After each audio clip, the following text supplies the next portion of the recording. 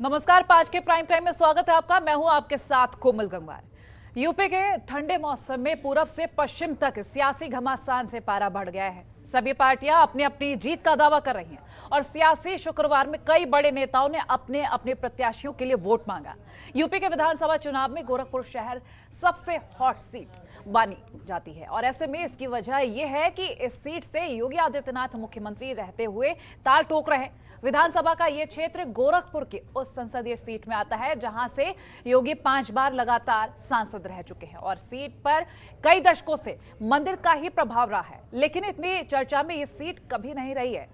आपको बता दें, मुख्यमंत्री योगी आदित्यनाथ के उम्मीदवार बनते ही ये सीट सबसे ज्यादा सुर्खियां बटोर रही है। अब योगी आदित्यनाथ इससे पहले कभी भी विधानसभा चुनाव नहीं लड़े।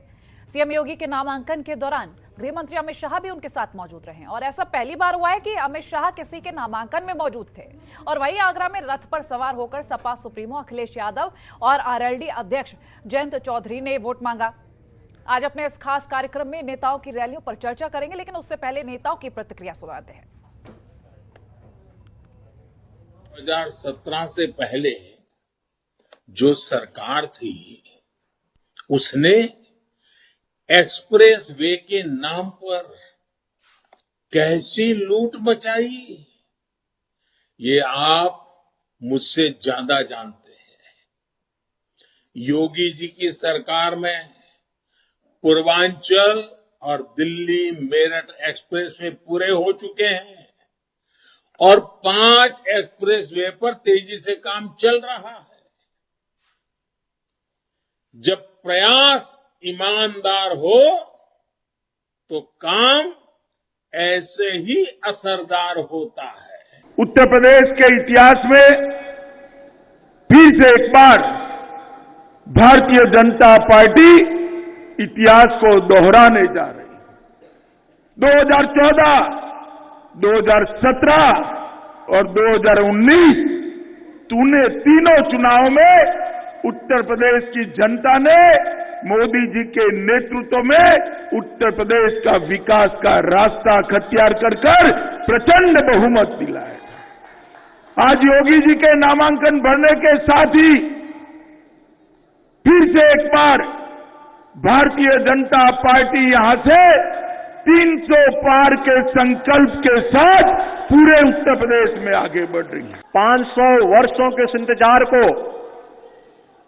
जिसमें हम लोगों की सैकड़ों पीढ़ियां खप गई थी, अयोध्या में श्री राम जन्मभूमि पर भगवान राम के भव्य मंदिर के निर्माण का आज आपका गोरखपुर में इस आयोजन में आपका सानिध्य प्राप्त हो रहा है। मैं इस अवसर पर उत्तर प्रदेश के कार्यकर्ताओं के साथ ही गोरखपुर के इन सभी कार्यकर्ताओं की ओर से देश के यशस्वी गृह और सहकारिता मंत्री माननीय अमित शाह जी का हृदय से स्वागत करता हूं, अभिनंदन करता हूं। महंगाई केवल डीजल पेट्रोल की नहीं बढ़ी है, जितने भी हमारे खाने पीने के सामान हैं हम बाजार में लेने जाते हैं, चाहे दाल हो चाहे अनाज हो, हर चीज की कीमत बढ़ा दी।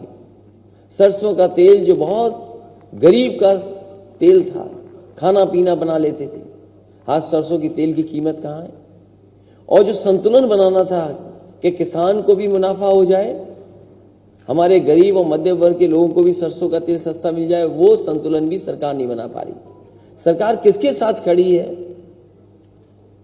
सरकार बड़े लोगों के साथ खड़ी है, उद्योगपतियों के साथ खड़ी है। और ये एक बार नहीं देखा हम लोगों ने, न जाने कितने बार देखा।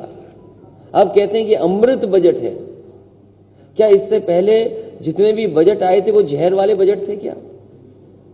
भारतीय जनता पार्टी कहती है अमृत बजट है। इससे पूर्व में जितने भी बजट दिए, क्या वो जहर बजट थे इनके? लगातार जिस तरह से हम लोग अपना विजय रथ जो अखिलेश जी ने जिसकी शुरुआत की, उस पर सवार होकर चल रहे हैं। और एक बात साफ है कि प्रदेश के नौजवान और प्रदेश के किसान दोनों ने अपना मन बना रखा है। दोनों लोग एक सकारात्मक परिवर्तन उत्तर प्रदेश में लाना चाहते हैं। दोनों लोग अपने आप को ठगा महसूस कर रहे हैं और उनके साथ मौजूदा सरकार ने छल कपट भी किया। झूठे वादे किए, दुनिया की एक बहुत बड़ी तस्वीर उनको दिखाई और फिर धड़ाम से उनको जो जमीन पर ला दिया। तो पूर्व से लेकर पश्चिम तक लगातार सियासी घमासान बढ़ता ही जा रहा है। अब ऐसे में हर दल अपनी तरफ से कोशिश कर रहा है कि वो जनता तक अपनी पैठ बनाए, लेकिन आखिर जनता का सपोर्ट किसे मिलेगा और क्या रणनीति खास रहेगी इन दलों की तरफ से आगे, क्योंकि चुनाव बहुत नजदीक आ चुके हैं। अब ऐसे में वक्त कम है और जनता के पास पहुंचने के लिए कई सारे और भी काम है। फिलहाल कई सारे सवाल हैं, उनके जवाब लेना बेहद जरूरी। खास पैनल हमारे साथ जुड़ा है, उनसे तारुफ करवाती हूँ। बीजेपी प्रवक्ता एसएन सिंह हमारे साथ जुड़ रहे हैं, सपा के राष्ट्रीय प्रवक्ता डॉक्टर अभिषेक राय जुड़ रहे हैं, कांग्रेस प्रवक्ता आस्था तिवारी और वरिष्ठ पत्रकार डॉक्टर सुनील कौशिक हमारे साथ जुड़े हैं। बहुत स्वागत है आपका जनतंत्र टीवी पर। और सबसे पहला रुख मैं कर लेती हूँ डॉक्टर सुनील कौशिक जी का। डॉक्टर सुनील जी, लगातार हर दल अपनी तरफ से आगे बढ़ता हुआ नजर आ रहा है। आज जिस तरह से हम बात करें, अगर सपा की और आरएलडी की बात कर लें, ये गठबंधन कहता है कि 403 सीटों पर हमने अपने प्रत्याशी उतारे हैं और जीत हमारी पक्की है। वहीं बीजेपी कहती है कि हम दोबारा से सत्ता में आ रहे हैं, और कांग्रेस की तरफ से तो कहा ही जा रहा है कि इस बार हम आ रहे हैं सत्ता में चाहे कुछ हो जाए, क्योंकि प्रियंका गांधी वाड्रा जिस तरह से आगे बढ़ रही हैं वो जनता को लुभा रहा है, जनता को पसंद आ रहा है। फिलहाल तो हम गठबंधन को लेकर बात कर लेते हैं, क्योंकि जयंत चौधरी कह रहे हैं कि हम जो विजय रथ यात्रा निकाल रहे हैं और उसको लेकर जनता काफी खुश है। और वही सपा की तरफ से बजट को लेकर भी काफी कुछ कहा गया, उस पर ही लेकर हमला बोल दिया। क्या कुछ कहेंगे? देखो कोमल, समझना पड़ेगा, ये तो हर राजनीतिक दल कहेंगे कि हम सत्ता में वापसी हमारी हो रही है, चाहे वो कांग्रेस हो, सपा हो, भाजपा हो या बहुत अन्य राजनीतिक दल हों। लेकिन ये तो जनता निर्णय करेगी कि वास्तव में कि वो किसको पसंद कर रही है। जनता के बीच इन 5 साल में कौन रहा है, जनता की समस्याओं का समाधान किसने किया है, जनता के दुख दर्द किस राजनीतिक दल ने बांटे हैं, ये जनता का निर्णय है। और जनता किसको पसंद करेगी, ये अपना वोट का उपयोग करते हुए किसका बटन दबाएगी, इसका रिजल्ट 10 मार्च को आएगा, इसमें कोई दो राय नहीं। लेकिन निश्चित तौर से कह सकते हैं कि जिस तरफ चुनाव जा रहा है, आरोप प्रत्यारोप का दौर शुरू हो रहा है, एक दूसरे के खिलाफ कटुता के शब्दों के बाण चढ़ रहे हैं, तो ये मुझे लगता है कि अभी शुरुआत है धीरे धीरे करके। कल मुख्यमंत्री जी ने प्रेस कॉन्फ्रेंस की, अपने 5 साल का पूरा काम उन्होंने बताया, और बहुजन समाज पार्टी और समाजवादी पार्टी के भी 5 सालों का काम का ब्यौरा उन्होंने दिया। अच्छा रहता कि अखिलेश यादव जी या मायावती जी भी प्रेस कॉन्फ्रेंस करती और उसका जवाब, ये विकास के मुद्दे पर चुनाव लड़ना है और जो आंकड़े जनता के सामने योगी जी ने रखे, उन आंकड़ों का जवाब आंकड़ों से दिया जाता, तो मुझे लगता है कि हाँ, विकास की बात होती। लेकिन जो राजनीतिक दल, चाहे विपक्ष हो चाहे सत्ता पक्ष हो, जिधर ले जाना चाह रहे हैं, जैसे जिस तरीके से आज अखिलेश जी ने कहा है कि हम प्रेम की नगरी आगरा में हैं और प्रेम का संदेश हम देना चाह रहे हैं, पश्चिम में जाते हैं तो कुछ और बात होती है, पूरब में जाएंगे तो कुछ और बात होगी। तो मुझे लगता है कि उत्तर प्रदेश में यदि हम पूरे उत्तर प्रदेश की बात करेंगे और हर क्षेत्र को हम बांटेंगे तो हर क्षेत्र की समस्या अलग अलग है, और जातिगत और धार्मिक तरीके से हम उसका गुणा भाग करें तो मुझे लगता है कि सबके अलग अलग है। पूरब की बात करेंगे तो अलग वहाँ के राजनीतिक आकांक्षा लोगों की है, राजनीतिक दल अलग टाइप के हैं, उनकी लड़ाई कुछ अलग टाइप की है। पश्चिम की बात करेंगे तो कुछ और है, मध्य में जाएंगे तो कुछ और है। लेकिन अभी चुनाव शुरू हुआ है, कौन जनता को कनेक्ट कर पाएगा, ये मुझे लगता है कि 10 मार्च को पता चलेगा। चलिए, अब बने रहिए। हम कांग्रेस प्रवक्ता आस्था तिवारी के पास जाएंगे। आस्था जी, हम कांग्रेस की तरफ से जब बात करते हैं तो लगातार यही कहा जा रहा है कि हमने महिलाओं को 40% सीट्स दी है और जिसकी वजह से इस बार हम चुनाव जीत रहे हैं और सत्ता में आ रहे हैं। फिलहाल अगर रणनीति को लेकर बात करें और या फिर मुख्यमंत्री के चेहरे को लेकर ही बात कर ले तो कुछ खास नजर नहीं आता है।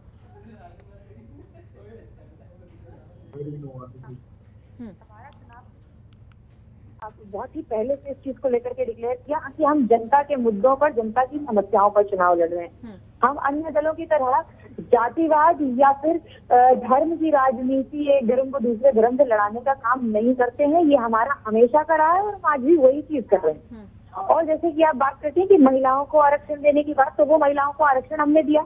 ये चीज हमने पहले करके दिखाई कि हाँ, अगर हमने 40% का वादा किया तो हमने उसको झूठा नहीं साबित किया। हमने 40% आरक्षण महिलाओं को टिकट में दिया। और दूसरी चीज कि हमने तो वादे किए हैं, वो हमारे वादे ये है कि हम युवाओं को रोजगार की बात कर रहे हैं, जो कि भारतीय जनता पार्टी ने जैसे सरकार में थी बोला था कि 70 लाख रोजगार देंगे, 4 लाख रोजगार भी ढंग से नहीं दे पाए। और रोजगार की बात की तो युवा उत्तर प्रदेश में जब सड़कों पर निकला हक मांगने के लिए अपना, हर बार उनको लाठी डंडों से मारा गया, उन पर 80-10 की गोले चलाए गए। कई बार तो हमने देखा कि एक ऐसी स्थिति देखी थी, मुझे याद है कुछ समय पहले की बात थी कि वहां पर शिक्षक भर्ती से संबंधित महिलाएं थी, वो अपना सर मुंडवाने को मजबूर हो गई थी। क्यों ऐसी परिस्थितियां उत्तर प्रदेश में पैदा की गई? हमारे सरकार में उत्तर प्रदेश में चलिए आस्था जी, मैं आपके पास लौटूंगी। ना लोग एजुकेशन, ना लोग शिक्षित हो, ना ही लोग रोजगार मिले, और वो अंधभक्ति करते रहे और योगी जी के मोदी जी के गान गाते रहे। तो ऐसा नहीं होना चाहिए, हम इसकी बात करते हैं। हम आस्था जी, आपको ऐसा क्यों लगता है कि रोजगार नहीं मिला है, विकास नहीं हुआ है? आपने जनता के मुंह से भी नहीं सुना, क्योंकि कई बार तो जनता ही कह रही होती कि वो खुश है। हालांकि कुछ लोग ये भी कहते हैं कि उनको विकास नहीं मिला, उनको योजना का लाभ नहीं मिला, लेकिन ज्यादातर लोग ये भी कहते हैं कि उनके पास लाभ पहुंचा है। ऐसा क्यों लगता है आपको कि रोजगार नहीं मिला? इस सवाल का जवाब एसएन जी, मैं आपके पास आ रही हूँ, आपसे चाहिए। लोगों में से तो नहीं मिला, मैंने तो जनता का दर्द ही सुना है। मैंने तो जनता से जो परेशान लोग हैं, जो सरकार से, उनकी बातें सुनी है। मुझे तो एक भी आदमी ऐसा नहीं मिला जो कहता हो कि नहीं हमने अच्छा काम देखा है सरकार में। ऐसा एक भी आदमी नहीं दिखाई देता उत्तर प्रदेश में। तो क्या कांग्रेस ये सारे दुख जनता के दूर कर देगी? बिल्कुल करेगी, क्यों नहीं करेगी? कांग्रेस ने हमेशा किया है ये चीज। और अगर कहीं ऐसी परिस्थिति आती भी है, क्या आपको मेरी आवाज मिल रही है? मिल रही है, बोलिए। मैं कह रही हूँ कि अगर कहीं ऐसी परिस्थिति आती भी है कि जैसे बहुत सारे लोग भारतीय जनता पार्टी के लोग के प्रश्न है कि राजस्थान में नहीं दिया, यहाँ नहीं दिया, वहाँ नहीं दिया, तो हमने राजस्थान में अगर कई बार ऐसी परिस्थिति आई कि हम कोई चीज नहीं कर पाए तत्काल प्रभाव से, देर से करी, तो उस ड्यूरेशन में भी हमने कभी लोगों पर लाठी डंडे नहीं चलाए, हमने लोगों पर पानी की बौछार नहीं करी कि हमारे खिलाफ प्रदर्शन नहीं कर रहे थे। किसान आपके खिलाफ प्रदर्शन कर रहे थे।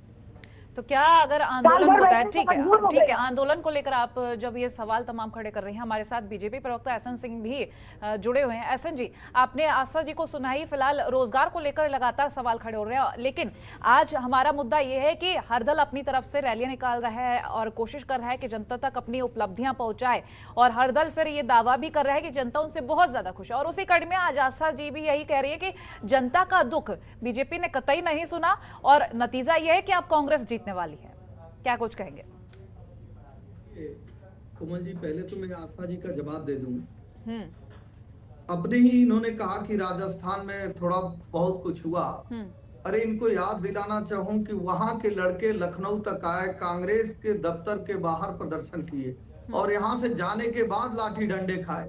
महिलाओं पे आज सबसे ज्यादा अत्याचार कहाँ है? राजस्थान में।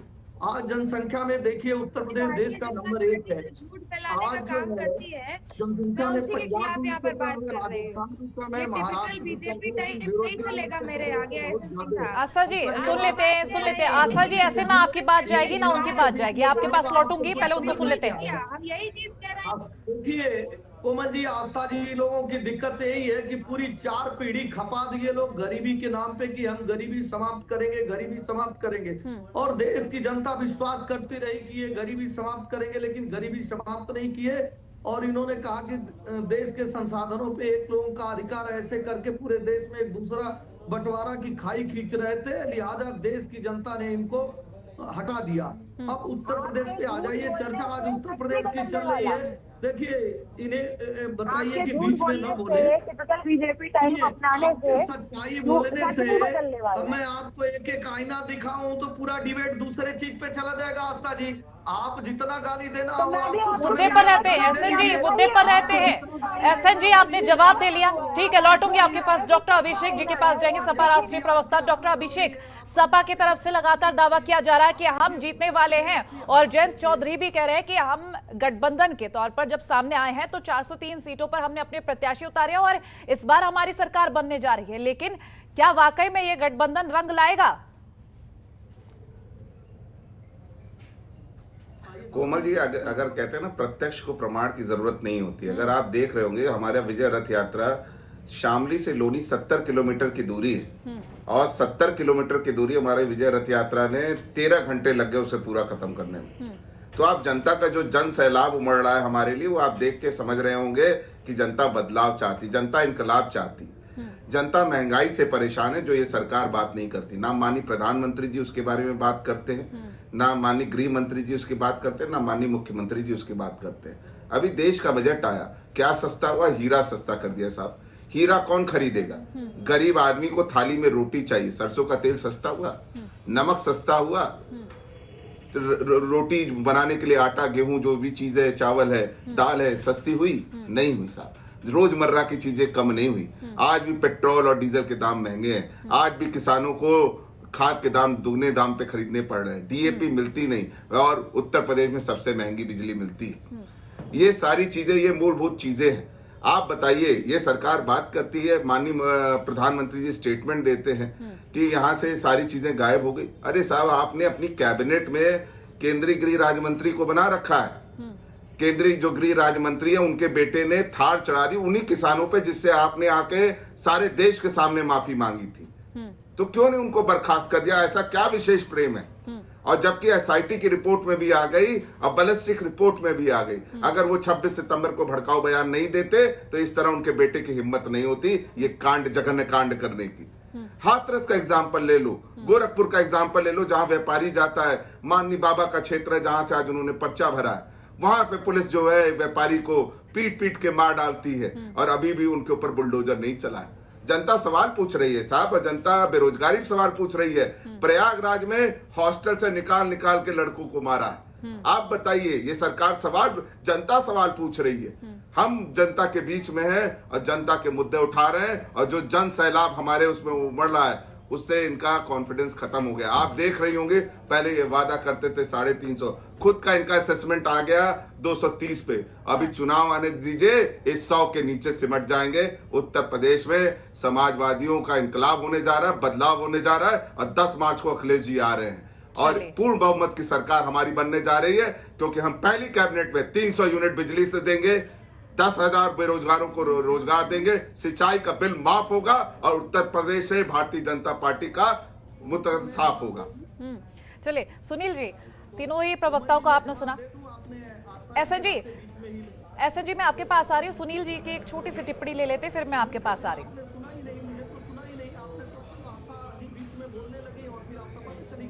मैं आ रही हूँ आपके पास, एक छोटी सी राय ले लेते हैं। सुनील जी, एसएन जी आपके पास आ रही हूँ। जब डिबेट शुरू की है तो सभी की राय लेना जरूरी है, सभी की बात सुनना जरूरी है। ऐसा क्यों लग रहा है आपको कि आपको वक्त नहीं दिया जा रहा है? क्यों लग रहा है आपको ऐसा कि आपको वक्त नहीं दिया जा रहा है? क्या सभी की राय ना ली जाए? बोलने लगी और मैं अपनी बात मैं आ रही हूँ। इसके बाद वक्त आप ही का है, आप ही की बात सुनूंगी, क्योंकि ये सारे सवाल आप ही के पास सीधा आ रहे हैं। एसएन जी, सुनील जी से मैं उनकी छोटी सी राय ले लेती हूँ। सुनील जी, तीनों ही प्रवक्ताओं को सुना। कांग्रेस की तरफ से लगातार कहा जा रहा कि रोजगार नहीं दिया जा रहा। बीजेपी की गवर्नमेंट में लोगों का हाल बेहाल हो चुका है और लोगों को रोजगार नहीं मिला, विकास नहीं मिला, जो कि लगातार सरकार की तरफ से यही दावे किए गए कि हमने बहुत विकास किया। वहीं सपा प्रवक्ता भी कह रहे हैं कि 10 मार्च को अखिलेश जी आ रहे हैं। क्या वाकई में ऐसा है कि रोजगार नहीं मिला? क्या वाकई में लोग दर्द में जी रहे हैं? क्या लगता है आपको? देखो कोमल, ये विकास के मुद्दे पर सरकार को घिरना है तो आंकड़ों के साथ विपक्ष को बैठना पड़ेगा और ऐसे आंकड़े आपको देने पड़ेंगे जो जनता उस पर भरोसा और विश्वास करे। अखिलेश जी की जब सरकार थी तो उन्होंने नारा दिया था काम बोलता है, लेकिन आप जनता में विश्वास नहीं जता पाए। तो ये समाजवादी पार्टी को समझना पड़ेगा कि केवल चिल्लाने से नहीं, वो आंकड़े भी जनता के सामने पेश करने पड़ेंगे, जिन आंकड़ों के आधार पर बीजेपी कह रही है कि हमने बहुत बड़े काम किए। या रोजगार की बात करें तो कम से कम नहीं है, सारे प्रदेशों से तुलनात्मक अध्ययन करे, आंकड़े दे समाजवादी पार्टी या कांग्रेस के, दूसरे प्रदेश में ये आंकड़े हैं और हमारे प्रदेश का ये आंकड़ा है। दूसरा, तमाम ऐसे एग्जाम्पल हैं। जैसे मैं आज पढ़ रहा था, कल मैंने योगी जी को सुना और मुझे लगता है कि जो काम हुए हैं वो बहुजन समाज पार्टी और समाजवादी पार्टी की सरकार से ज्यादा हुए हैं, इसमें कोई दो राय नहीं है।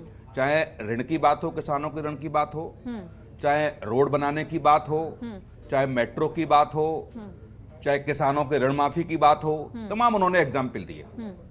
इस बात का खंडन समाजवादी पार्टी को आके करना पड़ेगा जनता के सामने कि नहीं ये झूठ बोल रहे हैं, हमारे काम छिपा रहे हैं, या हमने इतना काम किया था, इन्होंने इतना काम दिया। तो ये सब सारी बातें होंगी। अब आप लेके जाओगे कि साहब हमने गोरखपुर में एक हत्या होती, या समाजवादी पार्टी की सरकार की तुलना की जाए तो लगभग 2 दर्जन हत्याएं ऐसी हुई थी जो पुलिस ने पीट के मार डाला। सीओ तक की हत्या हो गई इनके शासनकाल में, तो पुलिस कर्मियों की कितनी हत्या हुई। तो इन सब चीजों पे जाने की जरूरत नहीं है। हर कोई भी सरकार क्राइम को नहीं रोक पाई है, हर सरकार में क्राइम हुआ है। और समाजवादी पार्टी में खुद अखिलेश जी ने स्वीकार किया है कि हाँ ये जनता में संदेश था कि हाँ ये गुंडों की सरकार है। लेकिन आंकड़ों की बात करेंगे, विकास की बात करेंगे, तो मुझे लगता है कि सारे प्रवक्ताओं को आंकड़ों के साथ डिबेट में बैठना चाहिए और जनता को समझाने का प्रयास करना चाहिए कि नहीं ये चीज नहीं ये चीज है। तो मुझे लगता है कि जनता तक आप कनेक्ट कर पाएंगे। बिल्कुल, क्योंकि आंकड़ा ही दर्शाएगा कि आपकी सरकार में क्या हुआ है क्या नहीं हुआ। एहसन जी, ये वक्त आपका है, आप जवाब दीजिए, क्योंकि कांग्रेस की तरफ से कहा जा रहा लगातार कि कोई विकास नहीं हुआ, कोई रोजगार नहीं मिला, जनता दर्द में जी रही है। क्या वाकई में ऐसा है? और जिस तरह से सुनील जी ने कहा कि हाँ बसपा सपा से ज्यादा विकास हुआ है, काम हुआ है, दिखा भी है, लोगों का कहना, लेकिन फिलहाल कांग्रेस की तरफ से यही कहा जा रहा है कि जनता दर्द में है। देखिए, कांग्रेस का शासन तो उत्तर प्रदेश में बहुत दिन से है नहीं, इनका सूर्यास्त हो चुका है और दूसरे प्रदेशों में है। वो सुनील जी भी बतलाए हैं, आप भी जानती हैं, आस्था भी जानती हैं कि कितना राजस्थान में रोजगार दिए, कितना पंजाब में दिए, कितना महाराष्ट्र में दिए। अब समाजवादी पार्टी की भाई की बात सुन लीजिए। इनके समय में बिजली आती नहीं थी, सब लोग जानते हैं, पूरा प्रदेश अंधेरे में रहता था और हर लोग ये मान के चलते थे कि अगर एक हफ्ता दिन में आ गया तो अगला हफ्ता रात में आएगा। कभी कभी कई जगह तो 15-15 दिन पे बिजली आती थी। बुनियादी विकास को देख लीजिए, एक एक्सप्रेसवे बनाए, आधा अधूरा नवंबर में उसको छोड़ के भाग गए थे, वो भी भारतीय जनता पार्टी की सरकार बनने के बाद हुई। आप पश्चिम से ही शुरू कर लीजिए, रैपिड रेल आज मेरठ में बन रहा है, भारतीय जनता पार्टी की सरकार की देन है। आज मेरठ में खेल यूनिवर्सिटी बन रहा है, भारतीय जनता पार्टी की सरकार की देन है। दिल्ली से लेकर मेरठ तक एक्सप्रेसवे भारतीय जनता पार्टी सरकार में बनी। आगे बढ़िए, Kanpur metro, Agra metro, Purvanchal expressway, Bundelkhand expressway, 59 medical college, तमाम बुनियादी ढांचे में हमने विकास किया और सरकार रोज चिल्ला चिल्ला के कह रही है कि हमने ये काम किया। लेकिन ये विरोधी हमारी बात को नहीं मानेंगे, नहीं भी मानना चाहिए। लेकिन 4-5 चीजें अब ये भी मानने लगे हैं। देखिए, मैं बताऊं आपको कोमल जी, अब ये भी कहने लगे हैं कि अगर हम कभी भविष्य में आए तो हम भी एक राम मंदिर बनवाएंगे जो राम भक्तों पे गोली चलाते थे। अब ये भी कहने लगे हैं कि स्वप्न में हमें कृष्ण आते हैं जो मथुरा और काशी का नाम लेने से डर जाते थे। आज बताइए, इनकी सरकार में अगर हज हाउस बनता है, भारतीय जनता पार्टी कोई विरोध करती है, लेकिन आज काशी कॉरिडोर का विकास होता है, ये लोग विरोध करते हैं। यही अंतर है। हमने जो विकास किया वो सबके लिए किया। हमने पर्ची पे सरकार नहीं चलाई, हमने परिवार के लिए काम नहीं किया, हमने मुस्लिम महिलाओं के लिए भी 3 तलाक जैसा कानून लगा। आज गरीबों को सबसे ज्यादा आवश्यकता किस चीज की होती है? 42 लाख आवास हमने दिया, हमने 2.5 करोड़ शौचालय दिया, उसमें मुफ्त में गैस कनेक्शन दिया, बिजली दिया, 5 लाख रुपए तक का मुफ्त में उनको दवा कराने की सुविधा दिया। आपकी सरकारें थी, आपने क्यों नहीं वो काम किया? अब आप नहीं कर पाए, आप कह रहे हैं कि हम करेंगे और हमने कर दिया। आप अभी सोच रहे हैं, अभी आप स्वप्न देख रहे हैं और हमने दिव्य कुंभ, भव्य कुंभ का आयोजन करके दुनिया को दिखा दिया। आपकी सरकार में क्या होता था? हर समय दंगे हो जाते थे। अब मैं पूछना चाहता हूँ, वो दंगे क्यों नहीं होते इस समय में? आप देखिए, इनके सरकार में 2013 में किस तरह से 4 मुख्यमंत्री प्रदेश को चला रहे थे। एक मुख्यमंत्री अब्बा जान हो गए थे, एक भाई जान, चाचा जान हो गए थे, एक आजम खान जी हो गए थे। आजम खान जी ने क्या किया?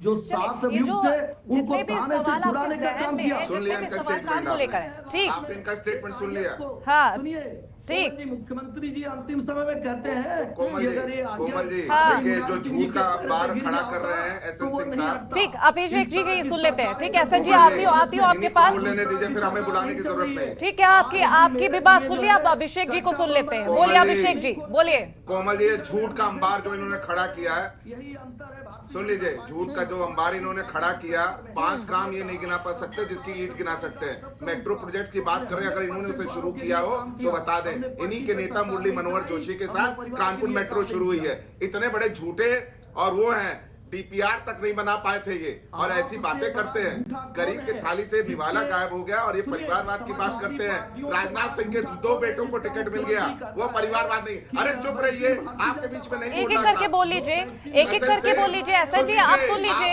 एहसन जी उनको सुन लीजिए, उसके बाद आप जवाब दीजिएगा। एसएन जी, आपने बोल दिया, अब उनको वक्त दे दीजिए। ठीक है, आपके पास लौटूंगी, इसके बाद आप उनके सवाल सुन लीजिए, तभी आप जवाब दीजिएगा। बिल्कुल सुनाइएगा, बिल्कुल जवाब दीजिएगा, बिल्कुल दीजिएगा, वक्त मिलेगा तब दीजिएगा। और बीच में आप बोलेंगे तो आपके समय मैं भी बोलूंगा। ऐसा तो है नहीं कि मैं ऐसे बैठा हूँ, मैं अपने पार्टी का पक्ष रखने आया हूँ। आपका बिल्कुल पक्ष रखिएगा और आपका पक्ष लोगों को बिल्कुल। जो आदरणीय प्रधानमंत्री जी जाते हैं काशी कॉरिडोर के लिए और कहते हैं अंतिम समय में जाया जाता है, जिसके पिता स्वयं कहते हैं कि अगर पुत्र मेरा नहीं हुआ तो किसी का नहीं हुआ, आज प्रदेश की जनता उस पर कैसे भरोसा करेगी? ठीक है एसएन जी, सुन लेते हैं। अभिषेक जी बोलिए।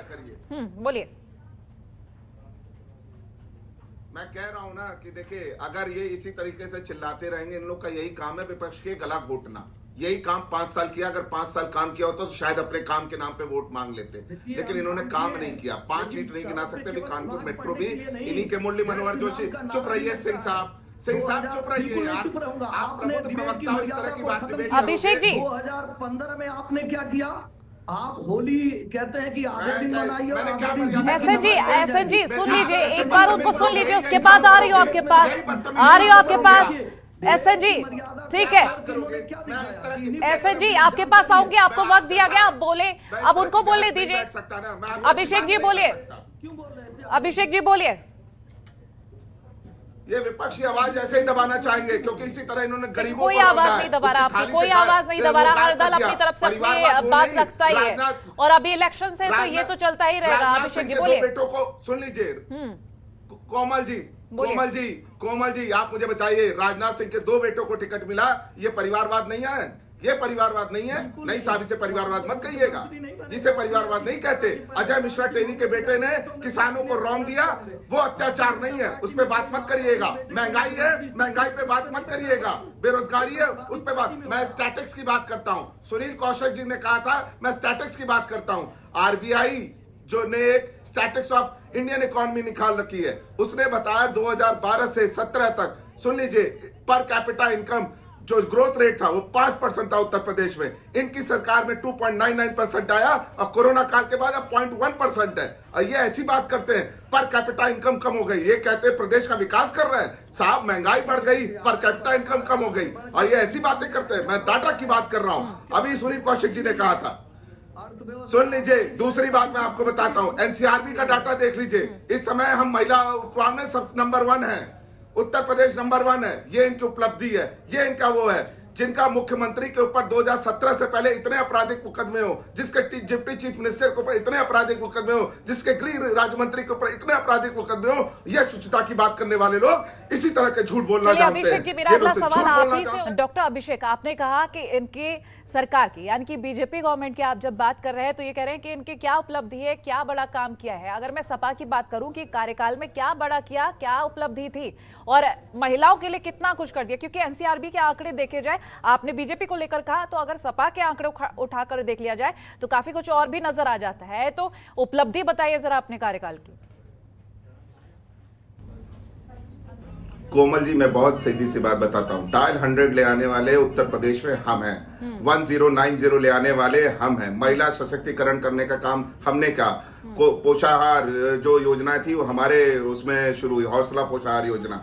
उसके बाद ये योजनाएं हैं। हमने बिजली के क्षेत्र में काम किया, हम जिले वाइज गिना सकते हैं कि हमने कितना काम बिजली में किया। आज जो उत्तर प्रदेश को बिजली मिल रही है, उसमें हमने इंफ्रास्ट्रक्चर बिल्ड किया। 2017 से केंद्र की में और उत्तर प्रदेश में डबल इंजन की सरकार है। क्या केंद्र ने कोटा बढ़ाया उत्तर प्रदेश का?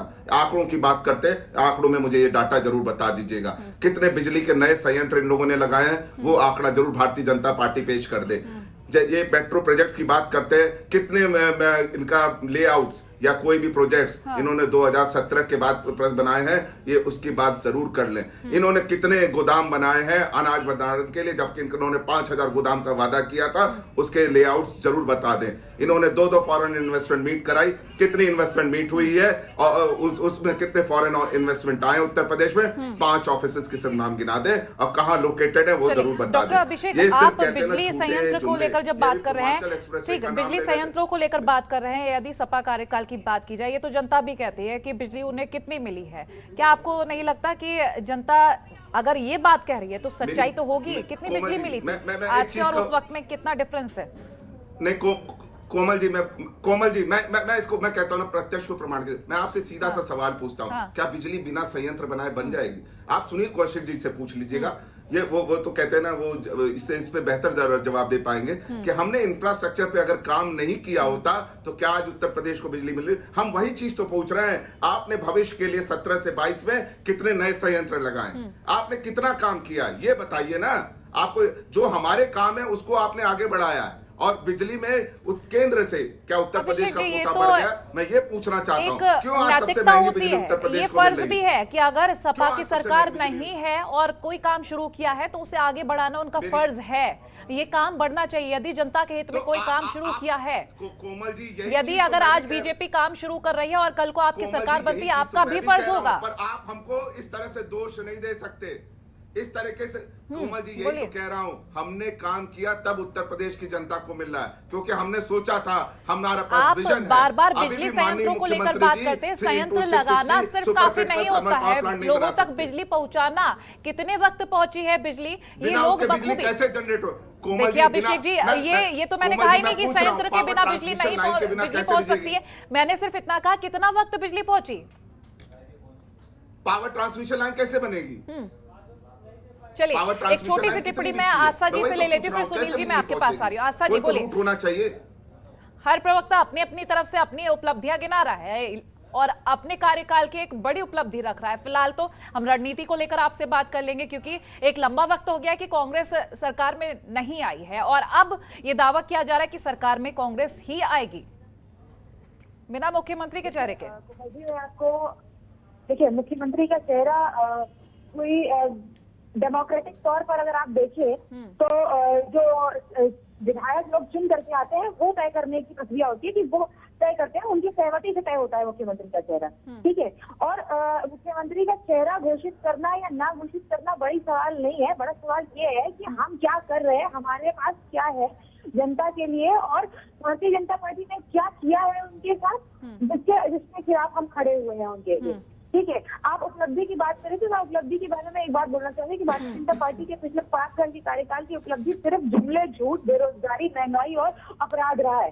और मैं इसका आधार आपको ये दे सकती हूँ कि मानवाधिकार हनन के मामले में पिछले 3 साल से उत्तर प्रदेश लगातार टॉप कर रहा है। और ये मैं नहीं कह रही, ये गृह मंत्रालय की रिपोर्ट कह रही है। आप एसएन साहब अभी बोलेंगे तो वो मुझे खारिज कर देंगे, कहेंगे कि मैं आईना दिखाऊंगा। तो हम आपको इसीलिए मैं एसएन साहब के पास अभी जा ही नहीं रही हूँ, मैं सुनील जी के पास जा रही हूँ आपके इस सवाल को लेकर। और दूसरी चीज कि महंगाई, जब 400 रुपए का सिलेंडर हुआ करता था तब भारतीय जनता पार्टी के नेता लोग जिस सड़क पर सिलेंडर लेकर के प्रदर्शन करने आ जाते थे, आज 900 रुपए का सिलेंडर और इवन 900 से भी ज्यादा का सिलेंडर मिलता है।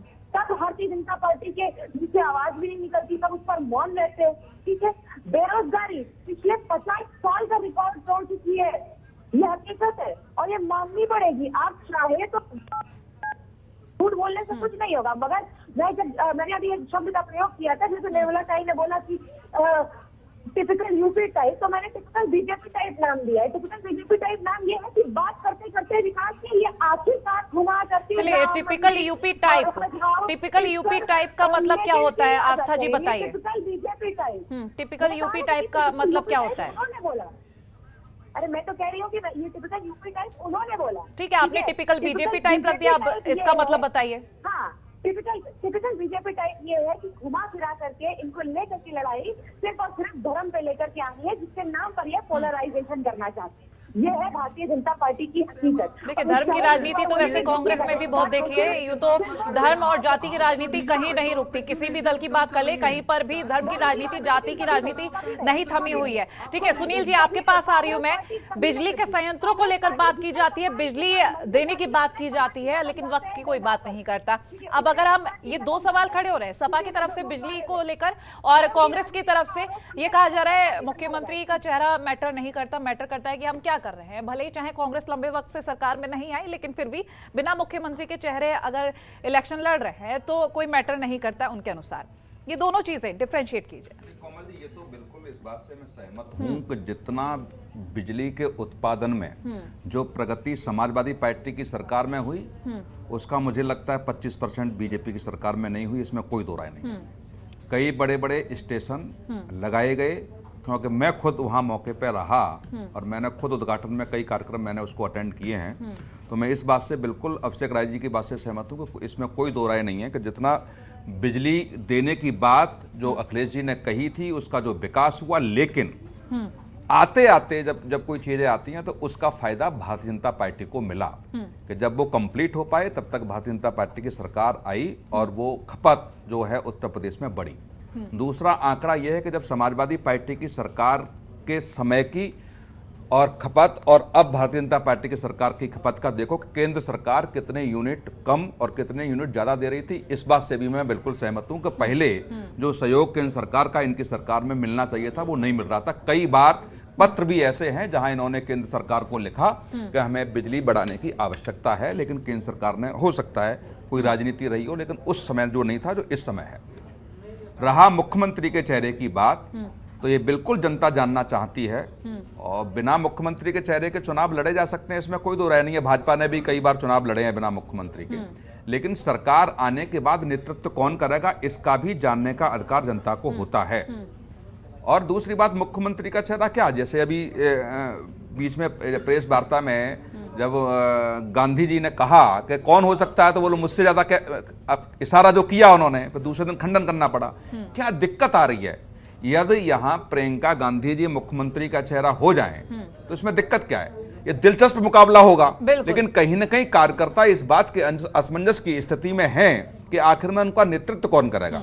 और जो इन्होंने प्रदेश अध्यक्ष जिनको बनाया, निश्चित तौर से उन्होंने लड़ाई जमीनी स्तर पर बहुत अच्छी लड़ी, बहुत अच्छे आंदोलनों में उन्होंने भाग लिया, सरकार के खिलाफ जितना बोल सकते हैं मुझे लगता है इतना तो समाजवादी पार्टी के प्रदेश अध्यक्ष ने भी नहीं खिलाफत की होगी सरकार की, इतनी कांग्रेस के प्रदेश अध्यक्ष ने की।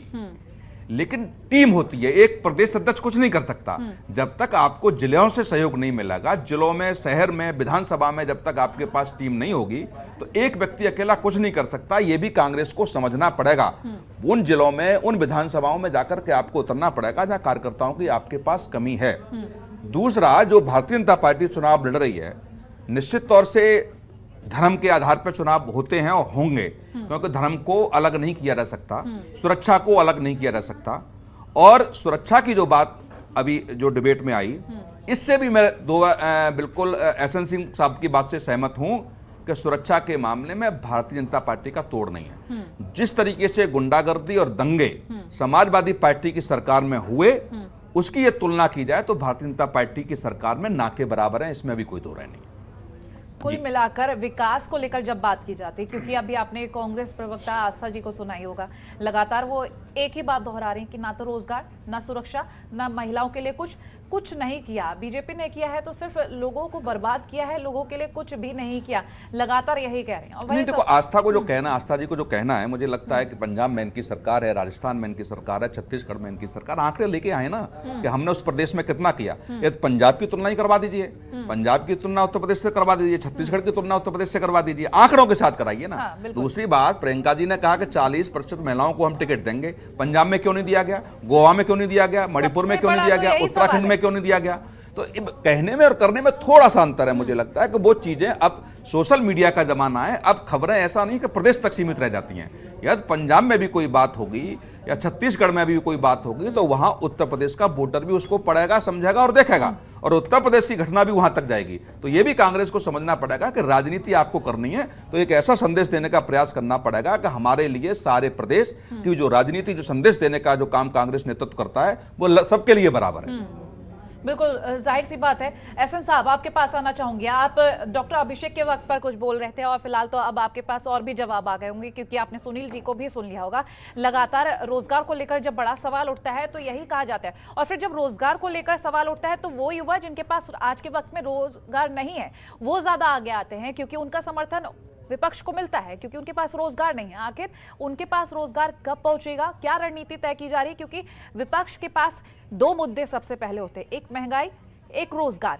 ये दोनों चीजें आखिर कब तक सुलझेंगी? क्योंकि बजट को लेकर आपने सुन ही लिया होगा, सपा राष्ट्रीय प्रवक्ता कह रहे हैं कि तेल आखिर सस्ता क्यों नहीं किया, गैस सस्ते क्यों नहीं की, हीरे सस्ते क्यों कर दिए, हीरे का क्या महत्व है? तो आखिर उनके जो ये सवाल है, इनके जवाब आपसे लेना चाहूंगी। विरोधी हैं तो कुछ न कुछ करते रहेंगे। और आप देखी होंगी, ऐसा विरोधी आप नहीं देखे होंगे। कई विरोधी ऐसे होते हैं, अगर सरकार अच्छा कार्य करती है तो उसको सराहते। अगर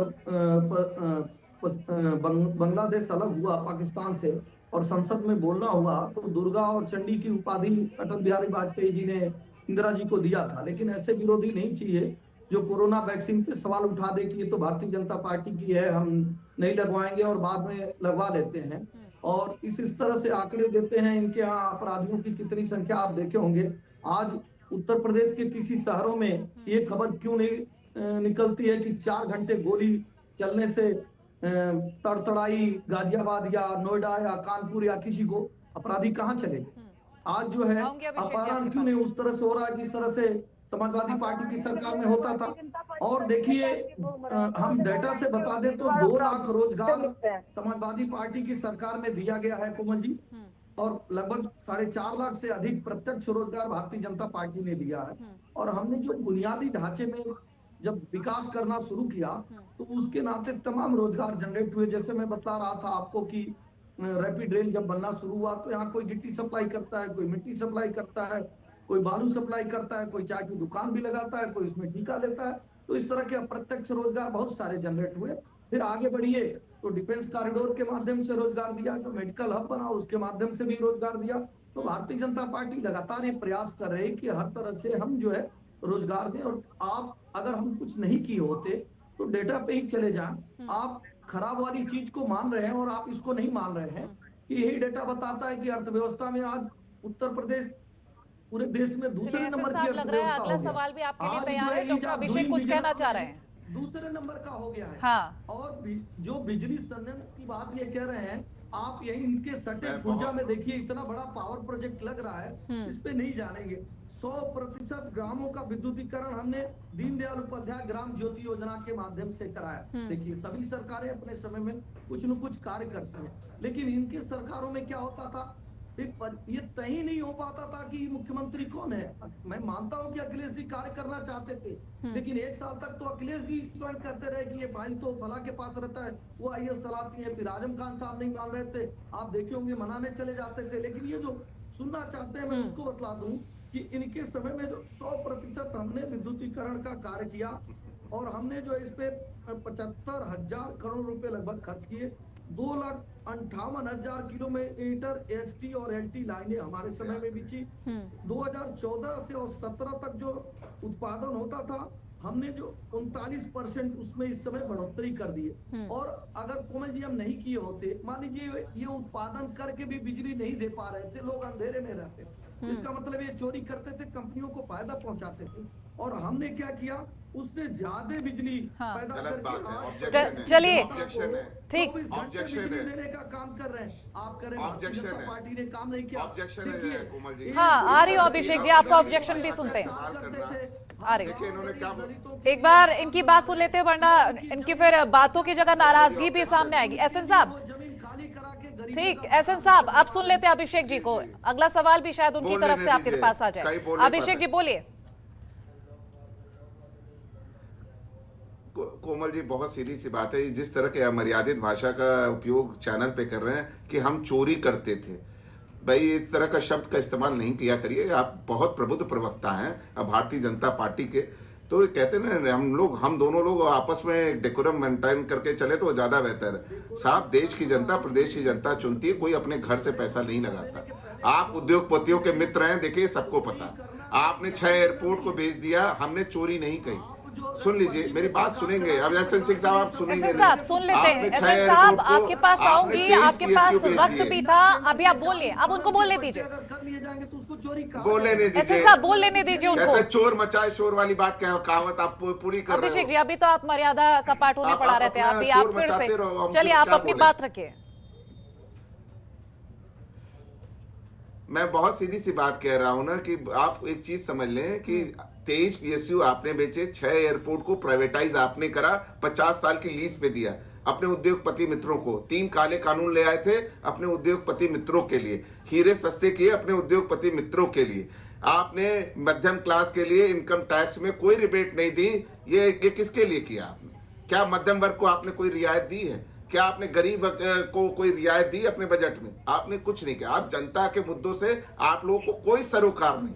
हम तो ये बात कभी नहीं कहते। अभी सुनील जी ने बोला कि हमने कितना उसमें काम किया, कह तो रहे हमने काम किया और जनता सब वो जानती है। आरबीआई हम नहीं चलाते। आरबीआई ने कहा कि उत्तर प्रदेश की पर कैपिटा इनकम कम हो गई है और आप कह रहे हो आप उत्तर प्रदेश का विकास कर रहे हो। तो ये या तो आरबीआई झूठ बोल रही साहब, या तो आप लोग झूठ बोल रहे हो। कोई ना तो झूठ बोल रहा है ना। डॉक्टर साहब सारे प्रदेशों की हुई है। सुन लीजिए, मैं वही बात कह रहा हूँ। नहीं, उत्तर प्रदेश की भी सारे प्रदेशों की, पर उत्तर प्रदेश की सिग्निफिकेंटली कम हुई है, 0.1% ग्रोथ। सुनील जी, मैं डाटे के साथ बोल रहा हूँ। आरबीआई की हैंडबुक जरूर मैंने पढ़ी है। मैंने स्टैटिस्टिक्स ऑफ इंडियन इकोनॉमिक्स मैंने पढ़ी है आरबीआई की। देश की भी हुई है उसमें।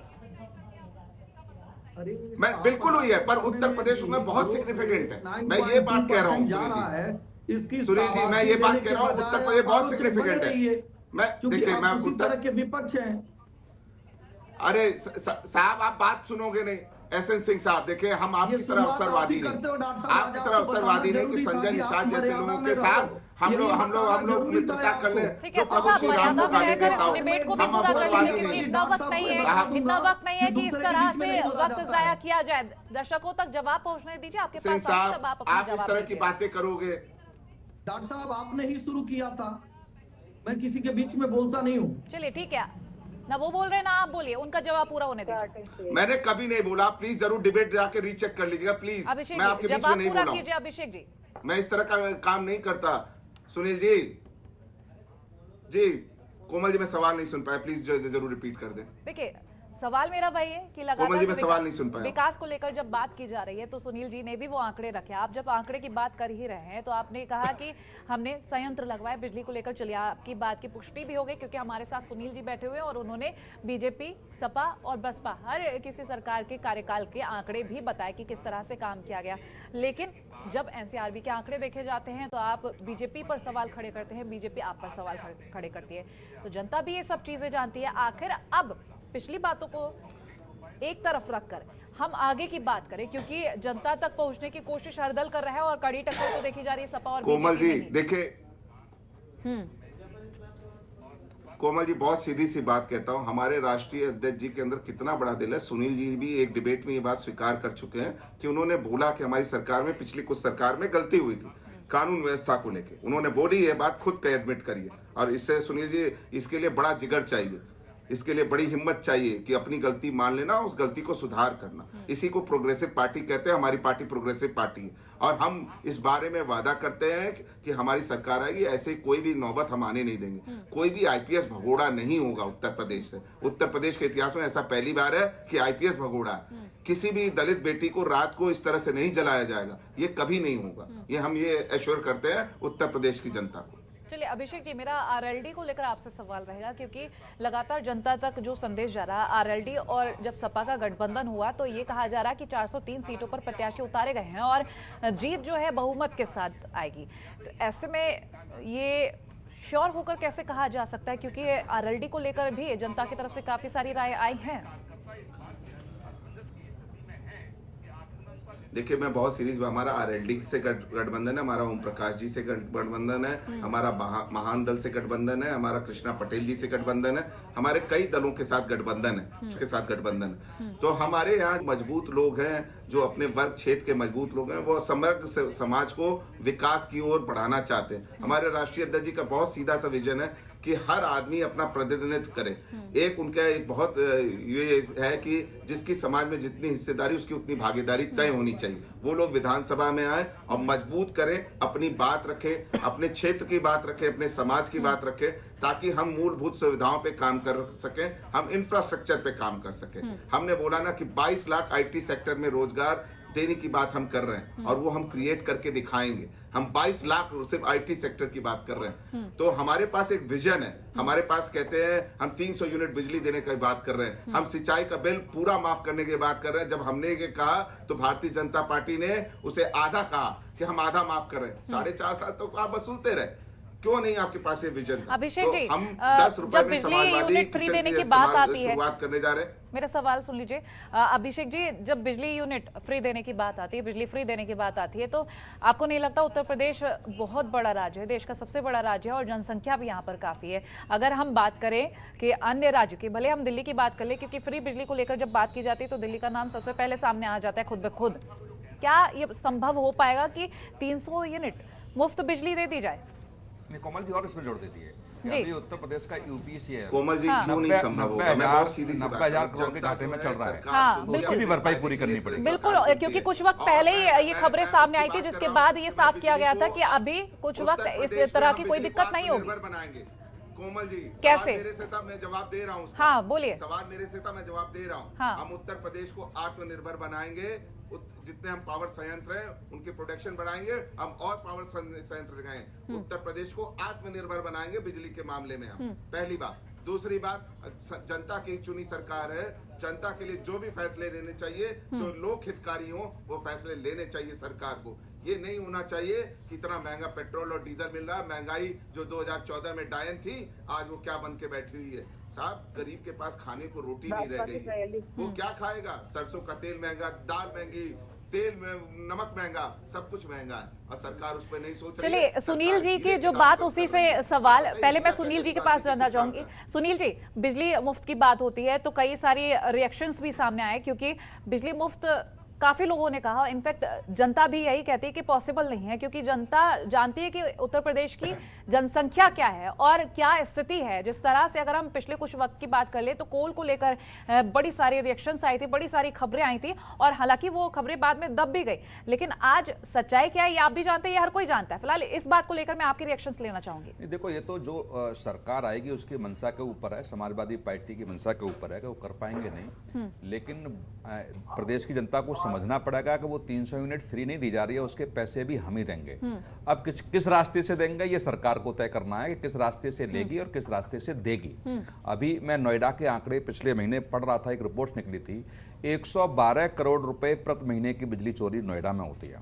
नोएडा में, जहां इतने मतलब इतना अग्रणी शहर है, यदि यहाँ चोरी नहीं रुक पा रही है, सारी चीजें, लाइनें भी बिल्कुल जमीन से निकल के जा रही हैं, सारी चीजें हैं, यदि यहाँ 112 करोड़ रुपए प्रति महीने की चोरी हो सकती है तो उत्तर प्रदेश की हालत क्या होगी ये भी समझना पड़ेगा। पहले तो बिजली चोरी रोकनी पड़ेगी। और ये एसएन सिंह साहब ने बात कही, मैं इसलिए इससे सहमत हूं, कुछ क्षेत्र ऐसे थे जहां चोरी होती थी, इसमें भी कोई दो राय नहीं है कि ऐसे जहां बिजली अधिकारी भी या पुलिस भी जाने से डरती थी कि उस गलियों में या तो उस मोहल्ले में हम जाएंगे तो निश्चित तौर से कोई ना कोई विवाद होगा और वो झंपा डाल के वो चोरी होती थी। लेकिन जहां जहां बड़े बड़े उद्योग चोरी कर रहे हैं उसको भी तो सरकार को समझना पड़ेगा कि किस तरीके से उनको रोका जाएगा। दूसरी बात, कोई भी सरकार कभी किसी को फ्री नहीं देती, कहीं से कटौती करेगी तो कहीं चीजें बढ़ाएगी। और पहले से ही जो बिजली विभाग उत्तर प्रदेश का 90,000 करोड़ के नुकसान में चल रहा है, पहले तो सबसे पहले सरकार के सामने आएगी उसकी भरपाई कैसे पूरी की जाएगी, वो कहां से बजट ला करके उसको पूरा किया जाएगा। ये भी दूसरी बात का है कि यदि अभिषेक जी कहते हैं कि हमारी सरकार आती है तो और चीजें बढ़ाई जाएंगी, तो वो भी बजट देना पड़ेगा अलग से। यदि कोई संयंत्र नहीं लगाए जाते हैं, बिजली घर लगाए जाते हैं, तो थोड़ा सा मुझे लगता है कि इतना आसान नहीं है। लेकिन यदि सरकार चाहेगी तो सब कुछ हो सकता है, लेकिन बहुत इजी कर लें इस बात को लेकर के, उस पर थोड़ा सा सवाल खड़ा होता है। बिल्कुल जाहिर सी बात है। चलिए, बहुत शुक्रिया आप सभी का इस चर्चा का हिस्सा बनने के लिए। बिजली मुफ्त देना हो या लोगों को राहत देना हो, विकास करना हो या फिर महंगाई को कम करना हो, ये बड़े मुद्दे हैं जिनको लेकर आजकल हर दल आगे बढ़ रहा है और घेरा जा रहा है बीजेपी को लगातार। बीजेपी भी अपनी तरफ से कह रहा है कि हम आगे चलकर लोगों के लिए बहुत सारे काम करने वाले हैं और अब तक जो काम किया है वो भी गिनाए जा रहे हैं। लेकिन क्या वाकई में विकास इतना जितना बोला जा रहा है हो पाएगा, और या फिर सपा की तरफ से जो कहा जा रहा है कि जो गठबंधन की सरकार लाने की बात कही जा रही है वो होगा, जनता का आशीर्वाद आखिर किधर जाएगा, ये देखने वाली बात होगी। 10 मार्च को साफ हो ही जाएगा। लेकिन फिलहाल इसी के साथ हमारी इस खास चर्चा में इतना ही। देखते रहिए जनतंत्र टीवी। नमस्कार। खबरों के निष्पक्ष विश्लेषण के लिए सब्सक्राइब करें Jantantra TV and press the bell icon. Never miss any update.